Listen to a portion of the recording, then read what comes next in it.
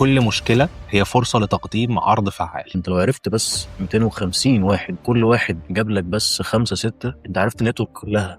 انا عشان ابيع قيمه كبيره بسعر كبير كله متوقف على النتيجه في درجه اليقين مقسوم على وقت وجهد وتضحيه. ده لو ما جاش النهارده اكلم حد تاني تيجي تعمل ميديا باينج العميل تخليه يحقق في الشهر $100,000، في ساعتها لما تيجي تطلب $1,000 ده ولا حاجه. فكر في حل كبير لمشكله كبيره عند عميلك اللي معاه فلوس.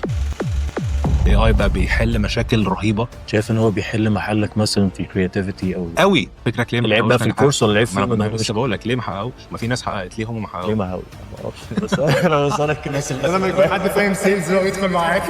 اتعلمت السيلز على ايد واحد اسمه دان لوك، فكان دايما يقول لك ان الشخص الهاي تيكت كلوزر او الشخص اللي بيبيع يعني هو سيلز وسايكولوجيست واكتور. هل الكلاينت البريميوم لازم يكون اوير؟ افتكر من سنتين كنت في ماستر مايند في ماليزيا، وقتها كان لسه الشات جي بي تي طالع ما بقالوش 3 شهور، لان الاي اي متوقع جدا يا جماعه يدعم الصور. مش كده وبس، انت كل 10 سنين العالم كله بيتغير. انت ممكن تاخد صوره للثلاجه ببقايا الاكل اللي عندك وتدخلها للاي اي وقول له اعمل لي منها وصفه دايت. ده كان بالنسبه لنا حلم.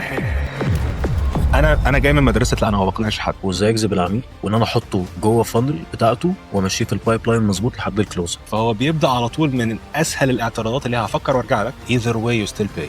يعني سواء دفعت لي فلوس او انك ما تدفعليش، بس هتدفع للحياه من خلال المحاوله والخطا ووقتك الضايع والصفقات اللي بتضيع، ايهما اغلى بالنسبه لك؟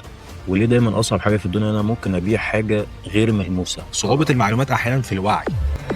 الاي اي ده كان مجرد احلام.